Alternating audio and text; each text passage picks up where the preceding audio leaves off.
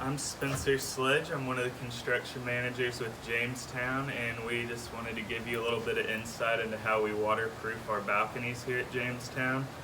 One of the biggest challenges builders face in Houston is moisture management, and there's a lot of different ways that you can go about draining water, but you have to be aware that in Houston there's no way to keep water from getting behind things. It's going to find its way through vapor or finding a crease somewhere. So the main thing that you want to deal with is making sure that that's draining away from the house.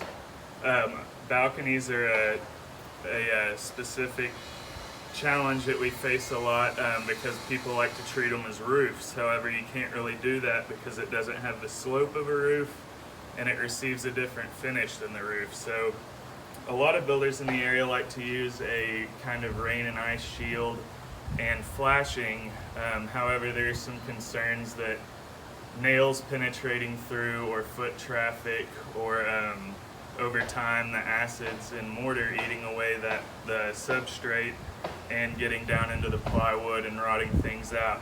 So what we do instead is we put down a waterproofing membrane that helps attach what is similar to the ice and rain shield, but it's actually more of a tile seal. And then we put in flashing all around the entire exterior. As you can see, it goes up the door the door sills to help any moisture from getting inside if you're washing off your balcony or in a heavy rain. The columns and the corners are a very important area. That's usually where your water penetration is going to come from.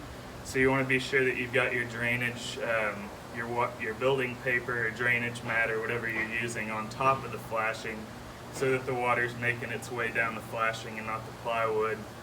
And then what we do after this, which we'll show you in the next video, is they'll come in and put in another membrane on top of this to seal up all of the holes and things from foot traffic and nails that have already been made.